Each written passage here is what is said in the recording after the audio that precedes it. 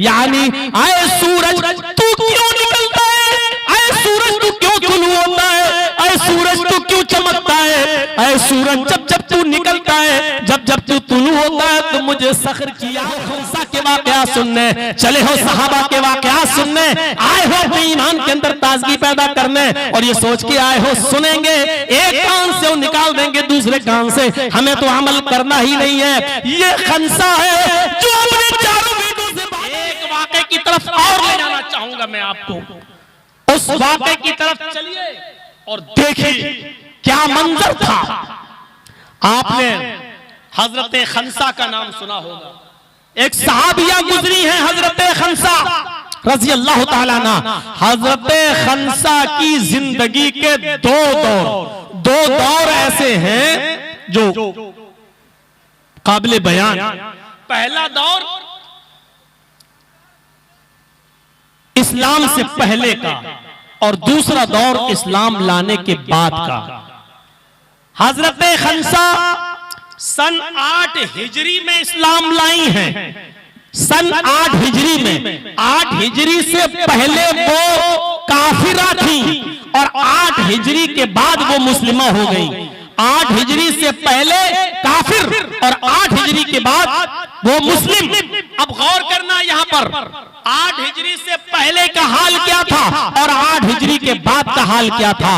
अरब की सबसे बड़ी शायरा, अरब की सबसे बड़ी मरसिया पढ़ने वाली, अरब की बहुत बड़ी बिजनेसमैन ये औरत, जब उकास का मेला लगता था मक्के के अंदर, सूखे उकास जब बाजार लगता था तो हजरत खंसा बिजनेस करती थी, अपना माल ले जाया करती थी और बेचा करती थी। लेकिन हजरत खंसा का खेमा मक्के में जहां लगता था, खेमे के बाहर एक बोर्ड लग जाता था, उस पर लिखा होता था अरसल अरब, अरब की सबसे बड़ी मरसिया पढ़ने वाली औरत, अरब की सबसे बड़ी शायरा। किसी की मौत पर इतना दर्दनाक मरसिया पढ़ती थी, इतने दर्दनाक अशार पढ़ती थी कि हर आदमी रोता था उनका मरसिया सुनकर। उनको लक़ब मिला था अरसल अरब, अरब की सबसे बड़ी मरसिया पढ़ने वाली औरत। 8 हिजरी से पहले उनका एक भाई मुआविया दुश्मनों के हाथों कत्ल कर दिया गया। खंसा ने अपने भाई मुआविया के इंतकाल पर रोना ढोना शुरू कर दिया, अशार पढ़ना शुरू कर दिए। खंसा का दूसरा भाई था सखर, उसने अपने भाई मुआविया के खून का बदला लेना चाहा, लेकिन इत्तेफाक देखिए कि दुश्मनों ने खंसा के दूसरे भाई सखर को भी कत्ल कर दिया। मुआविया पहले से कत्ल हो गए थे, खंसा का दूसरा भाई सखर भी कत्ल कर दिया गया। सखर के कत्ल के बाद तो खंसा का इतना बुरा हाल हो गया कि उसने शेर व शायरी पढ़ना छोड़ दी। वो रोते रोते पागल सी हो गई, मजनू सी हो गई, दीवानी सी हो गई। अपने दोनों भाइयों के इंतकाल के बाद उसको कोई दिखाई नहीं देता था। देखिए मौत पहले जब काफिर थी तो उसकी नजर में क्या थी। खंसा अपने भाइयों की और खास तौर पर सखर की मौत के बाद उसने आखिरी शेर पढ़ा था और उस शेर के बाद उसने कोई दूसरा शेर नहीं बनाया था। आखिरी शेर पढ़ा था, उस शेर के बाद उसने कोई दूसरा शेर नहीं पढ़ा और फिर यही शेर वो पढ़ती रही 8 हिजरी तक बराबर। अपने भाई को याद करती थी। जानते हो वो जब सूरज निकलता था तब भी ये शेर पढ़ा करती थी, और जब सूरज डूबता था, गुरूब होता था, तब भी वो यही शेर पढ़ती थी। और उसी वक्त वो अपने भाई को याद करती थी। सुबह जब उठती थी और सूरज को देखती थी तो यही शेर पढ़ती थी, युज़क्किरुनी तुलूउ शम्सी सखरा अज़कुरुल कुल्ल गुरूब शम्सिन। यही शेर उसकी जिंदगी का आखिरी शेर था खंसा का। इस शेर के तर्जमे पर गौर कीजिए। जब सूरज निकलता था तो वो कहती थी युज़क्किरुनी तुलूउ शम्सी सखरा, ऐ सूरज जब तू निकलता है तो मुझे सखर की याद दिला देता है। ऐ सूरज जब तू तुलू होता है तो मुझे मेरे भाई सखर की याद आ जाती है। अज़कुरुहु लिकुल्ल गुरूब शम्सिन, जब सूरज गुरूब होता था, छिपता था, तो वो कहती थी ऐ सूरज जब तू छिपता है, जब रात आती है तो मुझे मेरे भाई सखर की याद आती है। यानी ऐ सूरज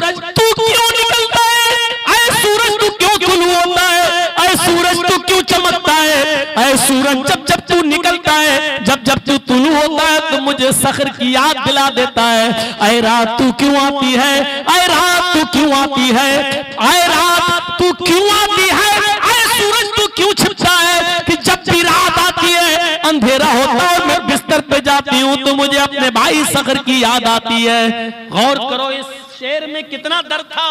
जब सूरज निकलता है तो खंसा कहती है कि सूरज तू क्यों निकलता है, मुझे मेरे भाई की याद दिलाने के लिए। और जब रात होती है तो कहती है रात तू क्यों आती है, मुझे मेरे भाई की याद दिलाने। इसका मतलब यह है कि कोई दिन ऐसा नहीं जाता कि मुझे सखर की याद ना आती हो, और कोई रात ऐसी नहीं आती कि मुझे सखर की याद ना आती हो।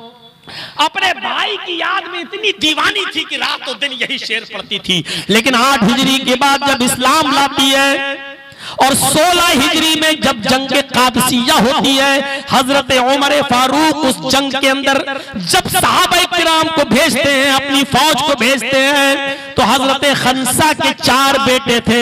अब इस्लाम के बाद, ये इस्लाम से पहले का जमाना था जब अपने भाइयों को याद कर रही थी, लेकिन इस्लाम लाने के बाद इस खंसा के ईमान की ताकत देखिए क्या आती है। अपने 4 बेटों को मैदान जंग में भेजती है।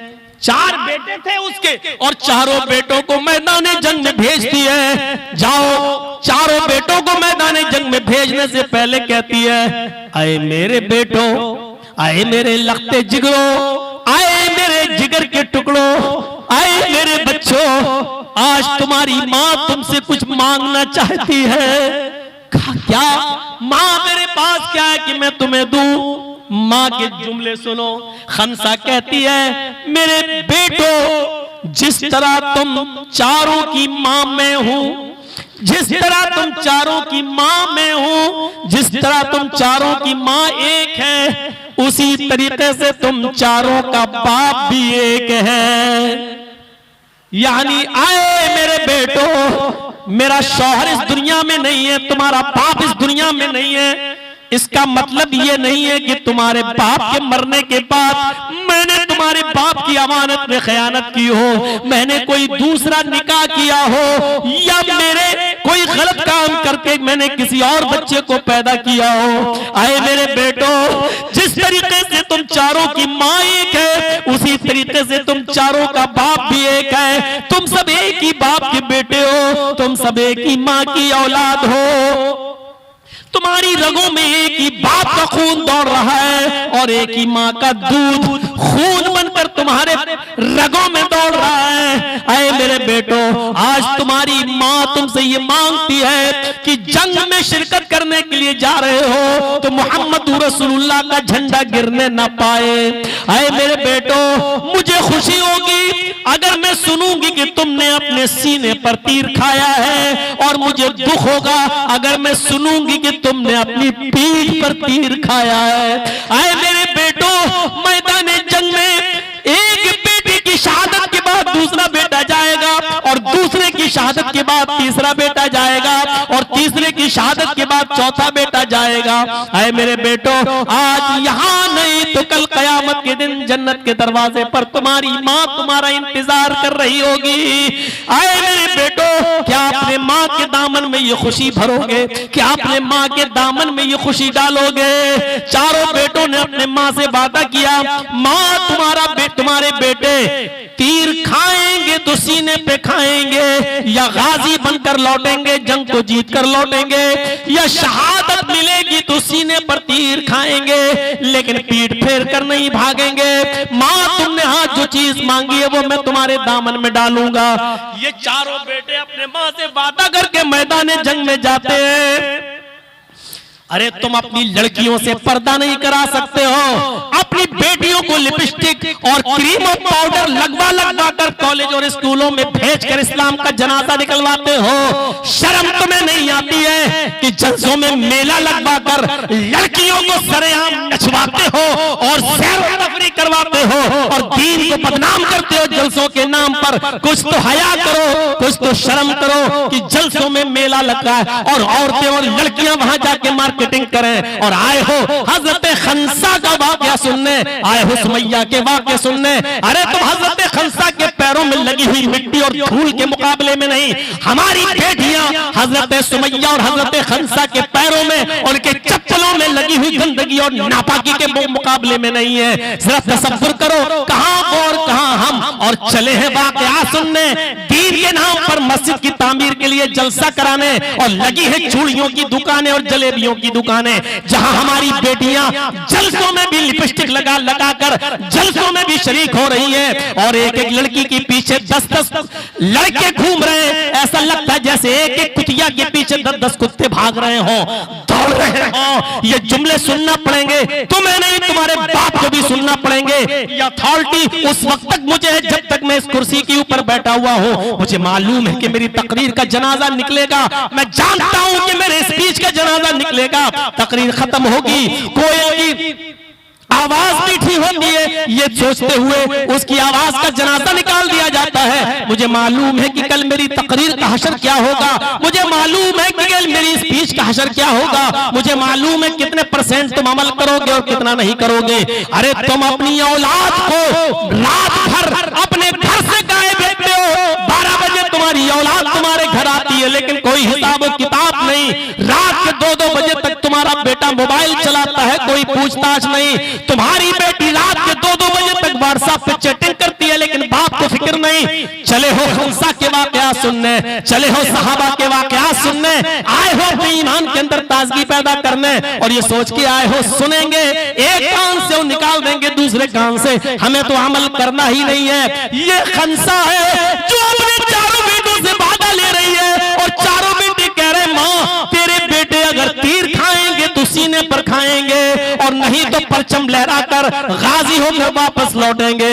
और ये बच्चे अपनी माँ से वादा करके जब जंग में जाते हैं, पहला बेटा मैदान जंग में गया, लड़ते लड़ते शहीद हो गया। दूसरा बेटा मैदान जंग में गया, लड़ते लड़ते वो भी शहीद हो गया। तीसरा बेटा मैदान जंग में गया, लड़ते लड़ते वो भी शहीद हो गया। चौथा बेटा मैदान जंग में गया, और इत्तेफाक से चौथा बेटा भी शहीद हो गया। माँ के कानों में जंग खत्म होने के बाद माँ के कानों में आवाज आई, माँ जा रही है, दरवाजे पर खड़ी है, जंग से लौटने वाले एक एक साहबा को देख रही है, पूछती है मेरे बेटे कहाँ हैं? तुम सब लौट के आ रहे हो, मुझे मेरे बेटे नहीं दिखाई दे रहे। जवाब मिला तुम्हारे चारों बेटे मैदान जंग में शहीद कर दिए गए हैं। हजरत खंसा ने कहा क्या मुझे मेरे बेटों की लाश देखने को मिलेगी? किसी ने कहा लाश देखने को नहीं मिलेगी, इसलिए कि जहां कत्ल किए गए थे, शहीद हुए थे, उनको उसी जगह पर दफना दिया गया। माँ हाँ, तुम्हारे बेटों ने इंतकाल से पहले, शहादत से पहले चंद लम्हे की जिंदगी में ये कहा था कि अगर मेरी माँ तक मेरी कोई खबर पहुंचा सके तो इतना कह देना कि आए माँ खंसा, आए बेटों की माँ, चारों बेटों की माँ खंसा, तुम्हारे बेटों ने तुमसे किया हुआ वादा पूरा किया है। और कोई मेरी माँ को ये बता देना कि मेरी माँ से कह देना कि तुम्हारे चारों बेटों ने पीठ पर कोई खंजर नहीं खाया है। चारों बेटों ने जो खंजर खाए वो अपने सीने पर खंजर खाए हैं। चारों बेटों की शहादत सीने पर खंजर मार कर हुई है, उनका इंतकाल हुआ, शहादत नसीब हुई है, और उन्होंने खंजर अपने सीनों पर खाए हैं। किसी एक बेटे ने भी खंजर पीठ पर नहीं खाया है। हजरत खंसा मुस्कुराती है और कहती है चलो बस यही सुनना चाहती थी, मुझे मेरे बेटों का चेहरा देखने को नहीं मिला तो क्या हुआ, लेकिन मेरे बेटों ने मुझसे किया हुआ वादा पूरा किया है। गौर करो, यही खंसा जो अपने भाइयों के इंतकाल पर, उनके मर्डर पर जब काफिर थी तो ये कहती थी युज़क्किरुनी तुलू शम्सी सखरा, ऐ सूरज तू क्यों निकलता है, जब भी निकलता है तो मुझे सखर की याद दिला देता है। अज़कुरुहु लिकुल्लि गुरूब शम्स, नए रात तू क्यों आती है, जब भी तू आती है तो मुझे मेरे भाई खंसा, मुझे सखर की याद दिला देती है। जो ये कहती थी हालत कुफ्र में, इस्लाम लाने के बाद अपने बेटों की, चारों बेटों की शहादत की खबर सुनती है तो आज उसके मुंह से कौन सा जुमला निकलता है, नजरें आसमान पे डालती है और चारों बेटों की शहादत की खबर सुनकर कहती है अल्हम्दुलिल्लाहिल्लज़ी शर्रफनी बिक़त्लिहिम। तमाम तारीफें उस अल्लाह के लिए जिसने मुझे मेरे बेटों की शहादत से मुशर्रफ फरमाया है, जिसने मुझे मेरे बेटों की शहादत से खुशी की है। बेटों की शहादत की खबर सुन के खुश हो रही है, अपने बेटों की मौत पर खुश हो रही है। मौत पर खुश वही होगा जिसके अंदर ईमान ताजा होगा, जिसके अंदर ईमान होगा। आज मौत के वक्त हमें खुशी नहीं होती है, इसका मतलब यह है कि हमारे ईमान के अंदर कमी है। मेरे भाइयों, अपने ईमान का जायजा लीजिए, अपने ईमान की कमियों को दूर कीजिए और हजरत खंसा की तरह, हजरत सुमैया की तरह, हजरत फातिमा की तरह, हजरत ज़ैनब की तरह और हजरत सौदा की तरह हम अपने अंदर ईमान पैदा करें। और इसी तरीके से मेरे भाइयों, हम देखें कि सहाबा किराम की जिंदगी क्या थी और उनका ईमान क्या था। ईमान होगा तो मौत के वक्त खुशी होगी। ये 2.25 घंटे की तकरीर में मैंने ये लब्बे-लुबाब आपके सामने रखा है। पहली चीज ये कि मौत सबको आनी है।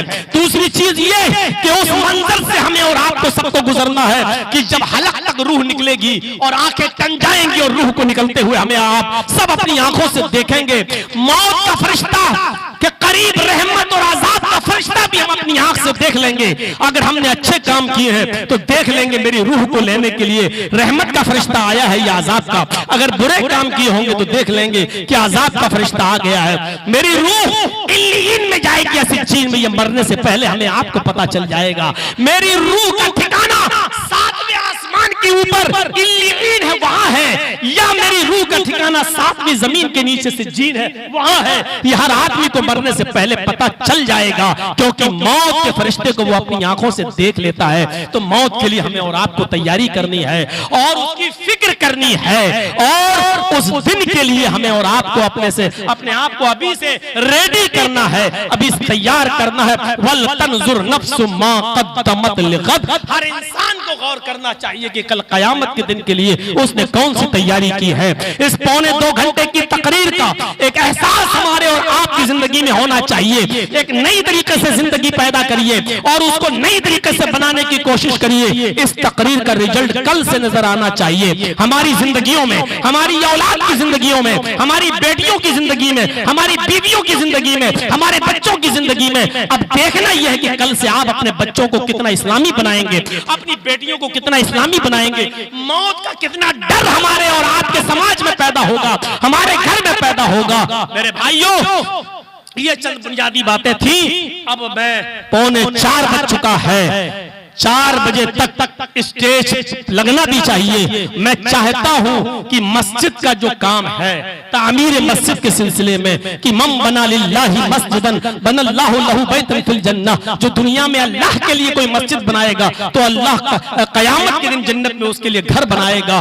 तो आपने बहुत ताउन किया होगा, मैं जानता हूं मदद की होगी, लेकिन अब मुझे अपनी आवाज पर यह देखना है कि स्टेज पर आप कितना देते हैं। आप 10, 20, 50, 60, 100, 200, 500 आप लाइए और दीजिए।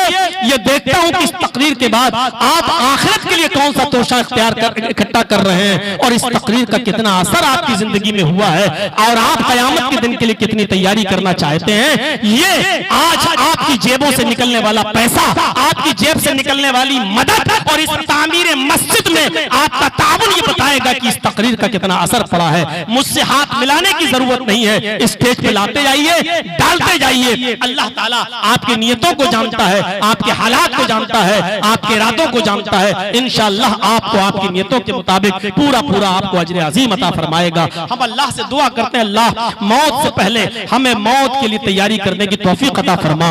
ऐ अल्लाह हमें ऐसे अमाल करने की तौफीक अता फरमा जो जन्नत से हमको करीब कर दें। ऐ अल्लाह इस वक्त इस्राइल और फिलिस्तीन की जंग बहुत ही ज्यादा भयानक मोड़ पे आ चुकी है। अल्लाह तू अमन पैदा फरमा दे। ऐ अल्लाह पूरी दुनिया में अमन पैदा फरमा दे। ऐ अल्लाह तू शांति बहाल फरमा दे। ऐ अल्लाह गासिबों ने जो हमारी जमीनों पर कब्जे किए हैं, ऐ अल्लाह जालिमों से उन जमीनों को वापस लेकर अल्लाह गैब से मदद फरमा कर अल्लाह निहत्थे और बेबस और मजबूर फिलिस्तीनियों की मदद फरमा। अल्लाह बैतुल मक़दिस की हिफाजत फरमा। अल्लाह हम तुझसे दुआ करते हैं कि जो बीमार है उनको शिफाए कामिला और आजिला अता फरमा। अल्लाह जो तेरी रहमत को जा चुके हैं उनकी कब्रों को नूर से भर दे।